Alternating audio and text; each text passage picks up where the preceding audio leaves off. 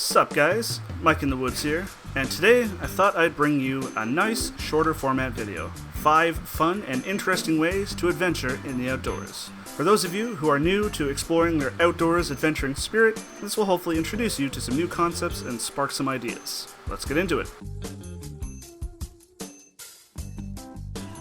Number 1. Bushcraft. You might have heard the term before, but not been sure precisely what bushcraft is. Essentially, if bushcraft could be boiled down to a single descriptive sentence, bushcraft is the practice of wilderness skills and survival techniques. It's the art of doing more with less, with being able to walk into the woods with minimal tools or sustenance, and being able to survive for an extended or indefinite period of time. Think Ray Mears, or at least in character, Bear Grylls. Bushcraft definitely has a learning curve, one that arguably never ends. However, everyone starts somewhere, and as long as you constantly strive to learn new things, and most importantly get out into the woods, you'll constantly be evolving and growing into a seasoned bushcrafter. It's possible to make this journey alone, but it definitely helps when you have seasoned experts you can go out with. They are a near limitless supply of information and critique, you need only to ask. Number 2, backpacking. And before I give the TLDR about backpacking, let me first point out that there are 2 distinct schools of backpacking. There's wilderness backpacking and travel backpacking. Wilderness backpacking is essentially backwoods camping while on the go. When you head out into the woods, everything you need is carried with you. Generally, you use an existing trail in a national park or other known trail, and there's 2 types of trails. There's loops, which bring you back out relatively near where you started, and just regular old point A to point B trails that have you come out somewhere else entirely. Each day, you set up camp for the night, pack back up in the morning, and head back out, rinse and repeat for however many days or even weeks you've planned for your trip. Travel backpacking, on the other hand, is more urban in nature. You usually stick to more populated routes and destinations, with the goal more so on exploration of culture, architecture, and lesser-known tourist attractions. Though it may include some wilderness stays, usually you wind up more in things like motels, hostels, and hotels. Number 3, bikepacking. Bikepacking, also sometimes referred to as multi-day mountain biking, if you can't guess by the title, is a play on the backpacking term. And as you might imagine, it's combining backpacking with a bicycle. While it gives you more potential points of failure by adding a bicycle and all of its associated mechanical parts and pneumatic tires to the mix, it allows you to cover much more ground quickly while still allowing you to be mobile and explore anywhere at your leisure. With the bike, you can either drastically shorten the time it takes you to complete your trip, or vastly increase how much distance you cover within the same length of time. It also takes the weight off your back if you opt to go with a bike rig setup where your bag and your gear is mounted to the bike frame. Number 4, canoe and kayak tripping.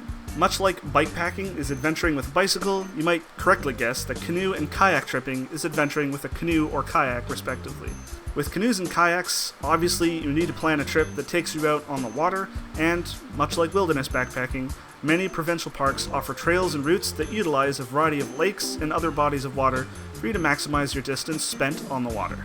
Canoes and kayaks are very different from one another, from how you sit to how you paddle and how you carry them during a portage, which, if you didn't know, is the lengths of land you have to carry your canoe or kayak from one body of the water to the other. I won't get too much into the differences, but generally canoes are larger, heavier, and can carry much more gear out in the open, whereas kayaks are smaller, lighter, and have a smaller storage space for gear, albeit in a watertight compartment. There is no wrong choice between the two, as everyone's tastes and goals are different. And number 5, skatepacking. This is a weird one and an almost brand new concept. In today's modern world, we're seeing an absolute explosion in the popularity of personal electric vehicles. Think things like electric skateboards, electric bicycles, electric unicycles, electric scooters. Every day they get better, cheaper, and get longer range. I myself own an electric skateboard, as you've probably seen in the background of some of my videos. With the right planning, it's completely possible to do a backpacking or bikepacking style trip on one of these vehicles. You just have to plan your charge points. With the right vehicle and an extra battery or 2, it's completely feasible to cover 100 kilometers or more in the space of a day and charge overnight. And you can even get that even higher if you do quick recharge at lunch. It combines the best of bikepacking, but removes a lot of the physical effort required, which is great for those who might be suffering from some disabilities or illnesses that make regular backpacking or bikepacking difficult. So, There you have it. 5 fun and interesting ways to go exploring and venturing out in the outdoors. Hopefully it's brought you some interesting new concepts to your attention, and if you're interested in learning things like the basics of backwoods camping, I'll leave a link to my playlist of tutorials in the description below, as well as some other links if you want to help out the channel. I'll also drop some links to some supplementary material for each of the 5 ideas. Thanks for watching, guys, and please be sure to like, share, and subscribe as we are picking up pace towards the 1,000 subscriber mark, and it's all thanks to you guys hitting that subscribe button. As always, I will see you next week.